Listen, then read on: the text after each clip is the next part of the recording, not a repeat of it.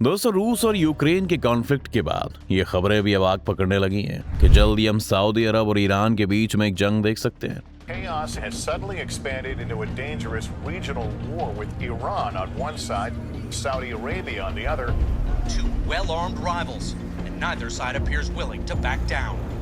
अब सुनने में बहुत उटपटा सा लगेगा कि आखिर ये दोनों देश क्यों जंग के लिए तैयार हो गए, लेकिन दुनिया के हर कॉन्फ्लिक्ट की तरह इसका जिम्मेदार भी अमेरिका ही है। एक ऐसा देश जो अपने प्रॉफिट के लिए किसी भी हद तक गिरने के लिए तैयार है। पर क्या ये पूरा मामला और इससे भारत को क्या फर्क पड़ेगा, जानेंगे हम आज की इस वीडियो में, तो अंत तक बने रहिएगा हमारे साथ। लेकिन वीडियो शुरू होने से पहले अगर आप चैनल पर नए हैं या आपने अभी तक चैनल को सब्सक्राइब नहीं किया है तो चैनल को सब्सक्राइब करना और बेल आइकन दबाना ना भूलें। यूं तो सऊदी अरब और ईरान के बीच में जो बेसिक कॉन्फ्लिक्ट्स हैं वो ये है कि सऊदी अरब सुन्नी देश है और ईरान एक शिया देश। लेकिन मिडिल ईस्ट की सारी लड़ाई धर्म से ज्यादा तेल की है। इसलिए हम पहले ये समझने की कोशिश करेंगे कि आखिर पश्चिमी देशों का इन कंट्रीज से क्या रिश्ता है। जब सऊदी अरब, कतर जैसे देशों में ऑयल डिस्कवर नहीं किया गया था तब ब्रिटिश कंपनी सबसे पहले इराक के पास ही थी, जिनके पास दुनिया का चौथा सबसे बड़ा ऑयल रिजर्व है। इन्होंने यहाँ पर जाकर एक एंग्लो ईरानी कंपनी सेटअप की जो यहाँ से तेल निकाल कर बेचती थी। लेकिन ये डील बिल्कुल भी ईरान के हक में नहीं थी, क्योंकि इसका 84% प्रॉफिट्स यूके को मिलता था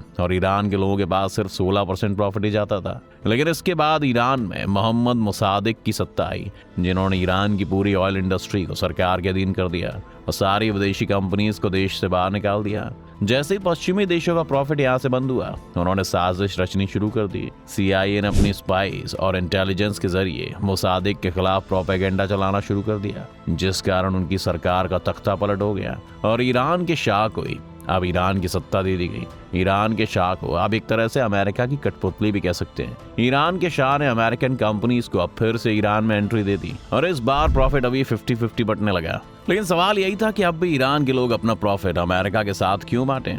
धीरे धीरे ईरान में शाह के खिलाफ भी अब प्रोटेस्ट बढ़ने लगे और अयातुल्लाह खुमैनी के नाम से एक नया लीडर वहां पर उठने लगा, जिसने ईरान में क्रांति ला दी और शाह को सत्ता से बाहर कर दिया। शाह के सत्ता से बाहर होने के बाद खुमैनी ने 70 के दशक के अंत में खुद ईरान की कमान संभाली और साथ ही दोबारा से ईरान की ऑयल इंडस्ट्री को सरकार के अधीन कर दिया और अमेरिका को देश से बाहर। लेकिन अब हालात बदल चुके थे, क्योंकि इस बीच सऊदी अरब और UAE जैसे देशों में भी तेल मिलने लग गया था। अमेरिका ने सऊदी अरब के साथ ये डील की कि अगर सऊदी अरब अपना तेल सिर्फ डॉलर में बेचे तो वो उन्हें सिक्योरिटी प्रोवाइड करेंगे। इस डील को सऊदी के राजा ने मान लिया था, इसलिए अब उन्हें ईरान की जरूरत नहीं थी और ऐसे ही अमेरिका ने ईरान को तेल बेचने पर ही सैंक्शंस लगा दिए। इससे ईरान की इकोनॉमी बिल्कुल ही गिर गई और तेल होने के बावजूद भी वो कोलैप्स करती रही। लेकिन ईरान ने अमेरिका के साथ सुलह करने से मना कर दिया। जब ईरान में शाह की सरकार थी तो अमेरिका ने ईरान को अपना न्यूक्लियर प्रोग्राम सेटअप करने में मदद करनी शुरू कर दी और इस कॉन्फ्लिक्ट के बाद अमेरिका ने ईरान पर न्यूक्लियर सैंक्शंस भी लगा दिए। अब हुआ यूं कि इस बीच में इराक में सद्दाम हुसैन का कंट्रोल आ गया और सद्दाम ने ईरान के खिलाफ एक जंग छेड़ दी जो 9 साल चली। इस बीच भी अमेरिका ने इराक को खूब हथियार बेचे ताकि वो ईरान को तबाह कर सके और अमेरिका को हथियार बेचने से प्रॉफिट तो हो ही रहा था। इस जंग में 5 लाख लोग मरे, लेकिन इसका कोई नतीजा नहीं निकला और अमेरिका और ईरान के बीच का कॉन्फ्लिक्ट बढ़ता रहा। दूसरी ओर सऊदी अरब था, जो अपने तेल के कारण मिडिल ईस्ट का सबसे पावरफुल देश बन गया था। साथ ही organisation of petroleum exporting countries यानी ओपेक का भी वो लीडर था, जिस वजह से दुनिया भर का ऑयल मार्केट वो कंट्रोल करता था। सऊदी अरब के लिए बहुत अच्छी सिचुएशन थी, क्योंकि ईरान एक शिया देश था और उसके बाद बहुत सारा तेल था। सब कुछ सही होता तो ईरान भी ओपेक का हिस्सा होता, जिस वजह से सऊदी अरब की पावर भी कम हो जाती और साथ ही जो यमन और सीरिया में इन दोनों देशों के बीच में कॉन्फ्लिक्ट चल रहा था उसमें भी ईरान हावी पड़ जाता। इस बीच ईरान क्या कर रहा था? इस बीच खुमैनी के अंडर ईरान ने अपने न्यूक्लियर प्रोजेक्ट पर काम करने में लगा हुआ था और उन्होंने 7000 किलो यूरेनियम इकट्ठा कर लिया था। अगर ईरान न्यूक्लियर पावर बन जाता तो ये अमेरिका के साथ साथ सऊदी अरब के लिए भी खतरे की बात होती, क्योंकि सऊदी अरब के पास अभी भी न्यूक्लियर हथियार नहीं है और ईरान उन्हें डोमिनेट करने लगता। इसके बाद अमेरिका ने अपने सैंक्शंस को और भी कड़ा कर दिया, लेकिन ईरान अमेरिका के सामने अब भी नहीं झुका। इस कॉन्फ्लिक्ट का एक पीसफुल सोल्यूशन निकालते हुए ओबामा ने आखिर में ईरान के ऊपर लगे इकोनॉमिक सैंक्शंस हटवा दिए और न्यूक्लियर सैंक्शंस को रहने दिया। इससे सभी को उम्मीद थी कि अब ईरान अपनी इकोनॉमिक ग्रोथ पर फोकस करेगा, लेकिन इससे सऊदी अरब को दिक्कत थी, क्योंकि वो किसी भी हाल में ईरान की इकोनॉमी को बढ़ता हुआ नहीं देखना चाहते थे। और फिर सत्ता में डोनाल्ड ट्रंप आ गए। डोनाल्ड ट्रंप ने यूं तो कई अजीबोगरीब फैसले अपने टाइम में लिए, लेकिन उनके एक फैसले ने तो पूरा गेम ही पलट दिया। डोनाल्ड ट्रंप ने अचानक ही एक ऐलान कर दिया कि वो ईरान पर दोबारा से इकोनॉमिक सैंक्शंस लगा रहे हैं, लेकिन न्यूक्लियर सैंक्शंस हटा रहे हैं। I'm announcing today that the United States will withdraw from the Iran nuclear deal. In a few moments, I will sign a presidential memorandum to begin reinstating U.S. nuclear sanctions on the Iranian regime. वैसे अगर आप ध्यान से देखें तो economic sanctions लगाने वाला part इतना भी कंफ्यूजिंग नहीं था, क्योंकि अचानक से सऊदी अरब ने अमेरिका के साथ कई हजार करोड़ की डिफेंस डील साइन कर दी थी ताकि वो उनकी पॉलिटिक्स को इन्फ्लुएंस ना कर पाए। और एक अच्छे दुकानदार की तरह अमेरिका ने सऊदी को खुश करने के लिए ईरान पर इकोनॉमिक सैंक्शंस लगा दिए। अब प्रॉब्लम ये थी कि इस मौके का फायदा उठाकर ईरान ने अपना न्यूक्लियर प्रोग्राम जारी रखा और अपनी यूरेनियम की कैपेसिटी बढ़ा दी।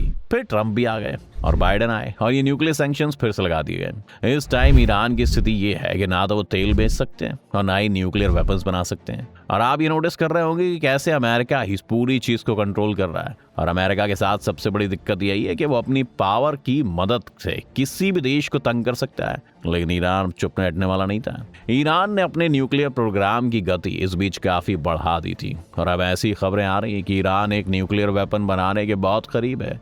इस बीच में सऊदी और अमेरिका के रिश्तों के बीच भी थोड़ी परेशानियां आई हैं, जैसे कि दुनिया भर में आज ऑयल और गैस की कमी के कारण मंदी आने के संकेत दिख रहे हैं। लेकिन इस सिचुएशन में भी सऊदी अरब ने ओपेक के साथ मिलकर ऑयल प्रोडक्शन स्लो करने का फैसला किया है, जिससे कि ऑयल के प्राइस और भी ज्यादा बढ़ जाएंगे। यहाँ पर भी एक पेच ये है कि रूस भी ओपेक प्लस का मेंबर है, यानी कि जितना ऑयल का प्राइस बढ़ेगा उतना ही रूस को फायदा होगा और उतना ही ज्यादा पैसा उन्हें मिलेगा यूक्रेन में अपनी लड़ाई लड़ने का।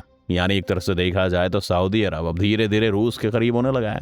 इस बीच अमेरिका ने संकेत दिए कि वो अब ईरान के ऊपर लगाए गए इकोनॉमिक सैंक्शंस को फिर से हटा सकते हैं। अब सोचिए, ईरान एक न्यूक्लियर वेपन बनाने के करीब तो है ही, पर साथ ही साथ अगर अब उसके ऊपर लगे इकोनॉमिक सैंक्शंस भी हट जाएंगे तो इसका मतलब है कि सऊदी अरब थोड़ा सा इनसिक्योर हो जाएगा। यही वजह है कि दोनों देशों के बीच में टेंशन बढ़ गई है और ऐसी खबरें आ रही हैं कि हो सकता है कि इनके बीच में कोई जंग भी हो जाए। सऊदी अरब के लिए अच्छी खबर यह है कि 30 अक्टूबर को बाइडेन सरकार ने कहा है कि वो ये सैंक्शंस तभी हटाएंगे जब ईरान अपने न्यूक्लियर प्रोग्राम को स्लो कर देगा। लेकिन पॉलिटिक्स में कब क्या हो जाए ये कोई नहीं जानता। हालांकि ईरान के हिजाब प्रोटेस्ट के बाद ऐसी उम्मीद कम ही है कि अमेरिका इतनी आसानी से वहां से सैंक्शंस हटाएगा। लेकिन अगर आने वाले टाइम में ऐसी जंग का भी होती है तो इसका मतलब होगा कि तेल के दाम दोगुने हो जाएंगे, क्योंकि जब भी मिडिल ईस्ट में कोई जंग होती है तो उसका प्रभाव मार्केट पर बहुत ज्यादा पड़ता है, जिस वजह से भारत भी खतरे में है, क्योंकि हम भी अपना तेल इंपोर्ट करते हैं और उससे हमारी इकोनॉमी पर बुरा असर पड़ेगा।